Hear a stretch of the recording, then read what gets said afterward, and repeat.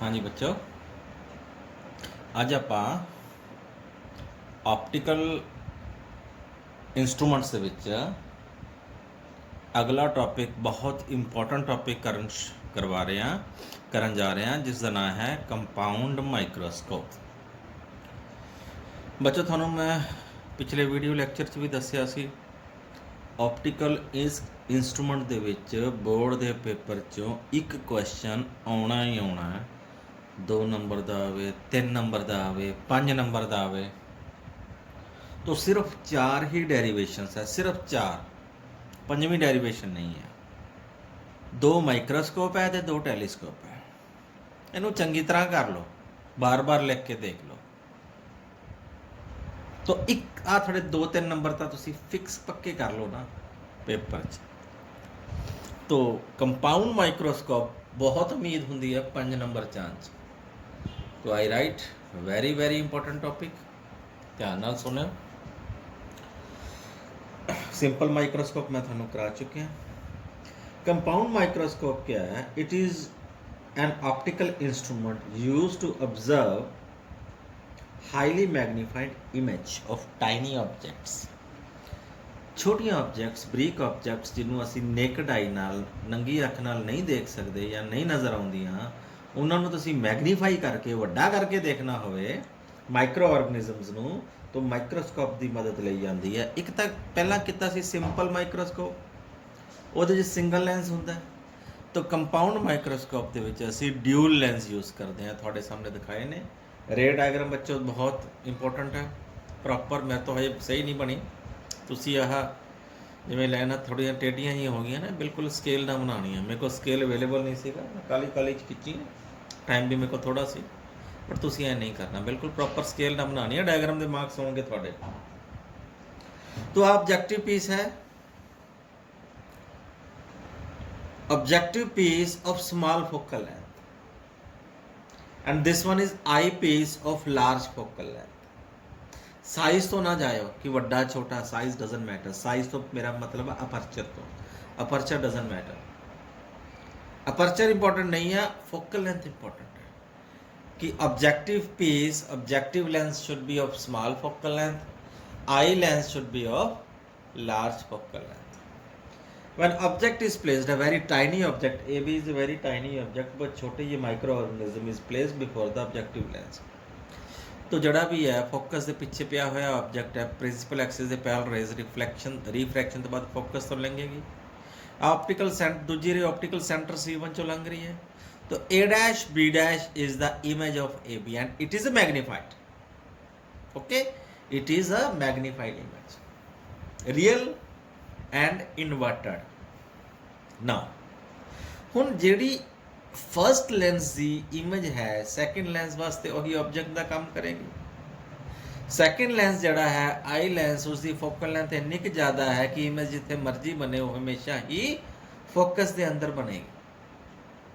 मीनस first lens की image जो second lens का जोड़ा ऑब्जेक्ट है वो आई लेंस के फोकस के अंदर है, इसलिए यदि मैग्नीफाइड एंड वर्चुअल इमेज बनेगी।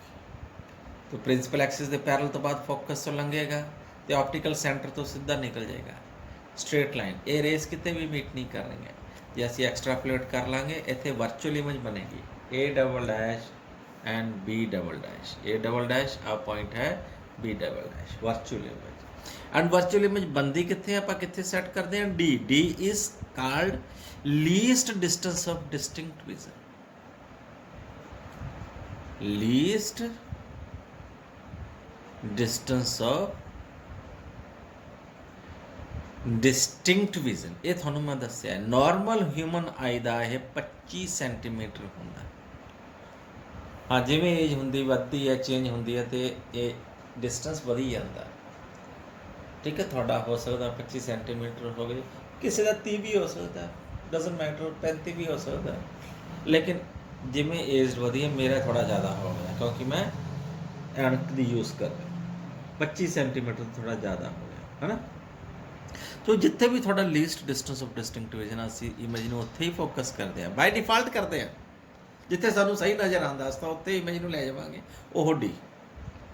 नॉर्मल ह्यूमन आई का मैं क्या 25 सेंटीमीटर का होंगे, बट इत्थे आप सिंपल डी ही लिखा ना। हुण इहदी मैगनीफाइंग पावर बच्चों मार्क्स होंगे, जे मैं कहां 3 मार्क्स का क्वेश्चन है, 1 नंबर का तो रे डायग्राम हो जाएगा, 1 नंबर की डेफिनेशन हो जाएगी मैगनीफाइंग पावर की, तो 1 नंबर की डेरीवेशन हो जाएगी। जे 5 मार्क्स का मैं क्वेश्चन कहां तो 2 नंबर की रे डायग्राम भी हो सकती है, 1 नंबर की मैगनीफाइंग पावर भी हो सकती है, तो 2 नंबर की डेरीवेशन भी हो सकती है मैगनीफाइंग पावर। तो स्टैप बाय स्टैप मार्क्स होंगे, तो स्टैप बाय स्टैप तुसीं उवें ही करना तैयार। तो magnifying power is defined as ratio, magnifying power M, definition सारे दी हुई है, M is beta upon alpha. Beta क्या है? Beta is the final image, A double dash B double dash final image है at the I.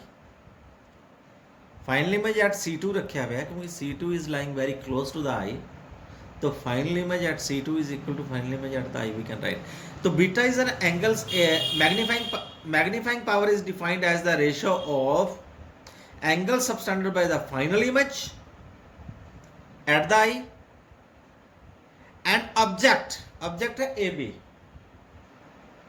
Eight the eye mean C2 when both are at least distance of distinct region, means when both are at D। ਜਦੋਂ ਵੀ ਇੱਕ ਵੱਡਾ ਛੋਟਾ ਦੇਖਣਾ ਹੋਵੇ ਨਾ, ਅਸੀਂ parallel ਬੰਦੇ ਨੂੰ ਖੜਾ ਕਰ ਲੈਂਦੇ ਆ, तो ऑब्जेक्ट थोड़ा मगर है, इसमें एक्सट्रापोलेट कर लेंगे ए डैश बी डबल डैश, ए डैश बी डबल डैश और नज़र आ रहा होगा छोटी जी, वाला एंगल है उपरला अल्फा, तो थलड़ा एंगल है इमेज का बीटा। तो magnifying power is equal to beta upon alpha.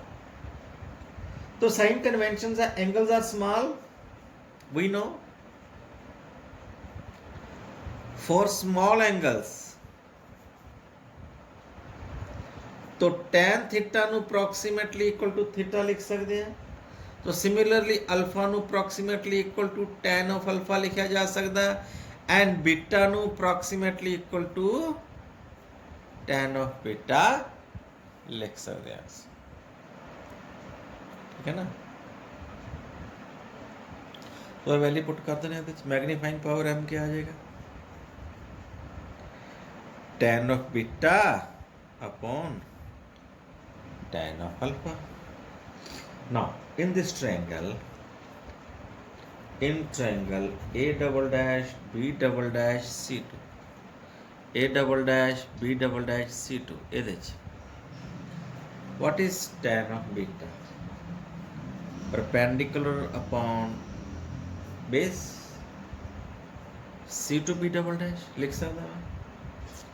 Similarly in triangle A1 B double dash C2, वाली ऊपर वाली triangle A1 B double dash C2, ये लिख सकते हैं tan ऑफ अल्फा क्या A1 B double dash upon C2 B double dash. मैनू अपन पता है A1 B डबल डैश की वैल्यू AB के बराबर है, तो हम लिख सकते हैं AB upon C2 B double dash. तो putting in this equation, putting value of tan of beta and tan of alpha in equation 1, तो मैग्नीफाइंग पावर m आ जाएगा अपने को बच्चों a double dash b double dash upon C2 B double dash, upon लिखांगे और multiply हो जाएगा C2 B double dash upon AB, आधा कटा जाएगा, क्या आ गया अपने को A double dash B double dash upon AB। हाँ जी, इत्थे आपां की करना है A double dash B double dash upon A dash B dash ना डिवाइड करना है, तो A डैश B डैश ना मल्टीप्लेट कर सकते हैं। Now what is A double dash B double dash upon A dash B dash, ये लिख सकते हैं magnifying power of eyepiece. A double dash B double dash क्या आ गया, image height for eyepiece. A dash B dash क्या आ गया, object height for eyepiece. तो इन्होंने magnifying power of eyepiece लिख सकते हैं, सिंपल माइक्रोस्कोप पढ़े हैं। Similarly A dash B dash upon A B लिख सकते हैं magnifying power of objective lens. A dash B dash क्या आ गया, image height for objective lens. A B क्या आ गया, object height for objective lens. Hence साढ़े कोल क्या आ गया, magnifying power m which is equal to me into mo। This is the magnification. Double दो मैग्नीफाइंग ग्लास लाने दे नाल मैग्नीफाइंग पावर मल्टीप्लाई हुई। जो यदि मैग्नीफाइंग पावर है, यदि मैग्नीफाइंग पावर है मल्टीप्लाइड होगी, मीनस मैग्नीफाइंग पावर मल्टीप्लाई होंदी है दो लेंस लाना। जे तीन ला लांगे तो तीजी दी मैग्नीफाइंग पावर होर ज़्यादा बढ़ जाएगी। ओके, जे तुसी ध्यान नाल देखो आई पीस नूं, आई पीस दे विच क्या है, वर्चुअल इमेज केस है। ये आपां कल डिस्कस किया सी लास्ट वीडियो लैक्चर दे विच, जिहदे च वर्चुअल इमेज बनती है। तो magnification of eyepiece it has been derived 1 plus D upon F P. ये बच्चों से डेरिवेशन कर चुके हैं सिंपल माइक्रोस्कोप वाला। Okay, and M O which is A dash B dash upon A B. ये वैल्यू इतने पुट कर देने हैं। मैग्नीफाइंग पावर एम अपने को क्या आ जाएगा, A dash B dash upon A B into M E which is 1 plus D upon F. हाँ जी, ना थोड़े याद होएगा आप डेरिवेशंस कितनी सी, A dash B dash upon A B which is equal to C1 B dash upon C1 B। Lens equation ਦੇ ਵਿੱਚ ਤੁਹਾਡੇ ਯਾਦ ਹੋਵੇ, ਮੈਂ ਦੁਬਾਰਾ ਦੱਸ ਦਿੰਦਾ ਮੈਂ ਕਿਵੇਂ ਪ੍ਰੂਵ ਕਰਨ ਜਾ ਰਿਹਾ। ਦੋ ਟ੍ਰਾਇੰਗਲਸ ਲੈਣੇ ਆ ਬੇਟਾ, ABC1 A dash B dash C1। ਇਹ ਦੋਨੋਂ ਟ੍ਰਾਇੰਗਲ ਸਿਮਿਲਰ ਨੇ। ਕਿਵੇਂ ਸਿਮਿਲਰ ਨੇ, ਆ ਦੋ ਐਂਗਲਸ ਬਰਾਬਰ ਨੇ, ਵਰਟੀਕਲ ਆਪੋਜ਼ਿਟ ਐਂਗਲ ਆ 90 ਡਿਗਰੀ ਦੇ ਨੇ, ਸਮਰੂਪ। ਜਦੋਂ ਦੋ ਕੋਣ ਬਰਾਬਰ ਹੋਣ ਤ੍ਰਿਭੁਜਾਂ ਦੇ, ਉਹ ਤ੍ਰਿਭੁਜਾਂ ਸਮਰੂਪ ਹੁੰਦੀਆਂ ਨੇ। ਜਦੋਂ ਸਮਰੂਪਤਾ ਦੀ ਸ਼ਰਤ ਪੂਰੀ ਹੋ ਜਾਂਦੀ ਹੈ ਤੇ ਇਹਨਾਂ ਦੇ ਅਨੁਪਾਤ, ਭੁਜਾਵਾਂ ਦੇ ਅਨੁਪਾਤ ਬਰਾਬਰ ਹੋ ਜਾਂਦੇ। Means A dash B dash upon A B ਆਪਾਂ ਲਿਖ ਸਕਦੇ ਹਾਂ C1 B dash upon C1 B।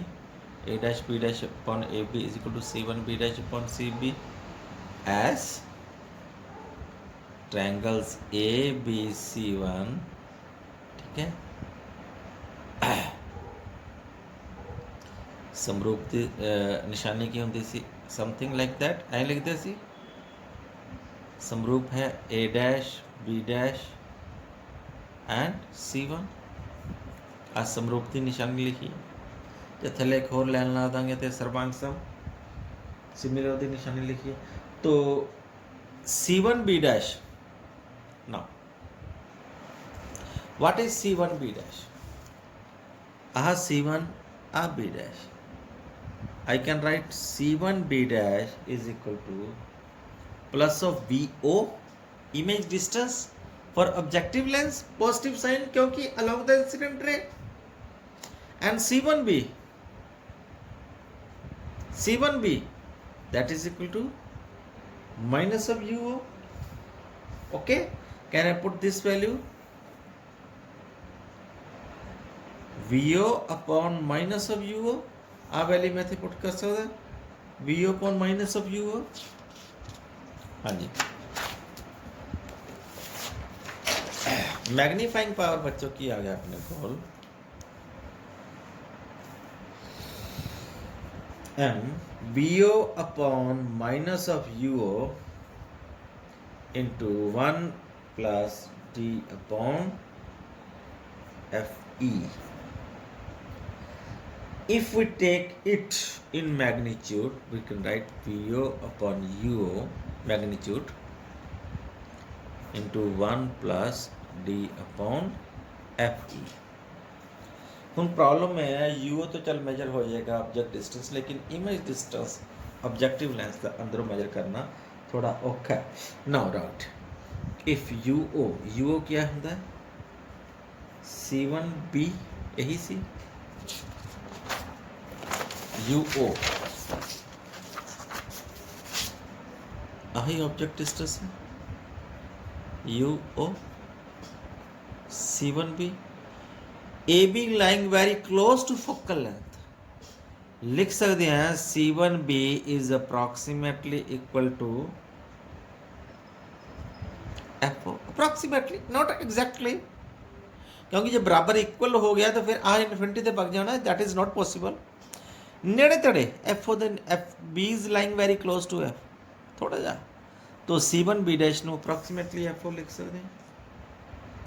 then VO will becomes ah VO सीगा, this one C1B dash, this is VO, ये बहुत दूर हो जाएगा, इतना दूर हो जाएगा that is equal to length of the microscope, इस तो पीछे नहीं जा सकता, C2 तो पीछे नहीं जा सकता, मीनस VO बराबर लिख सकते हैं L दे। मीनस इस स्पेशल केसेस ਦੇ ਵਿੱਚ I can write U object distance C1B dash is approximately equal to FO, that is focal length of objective lens,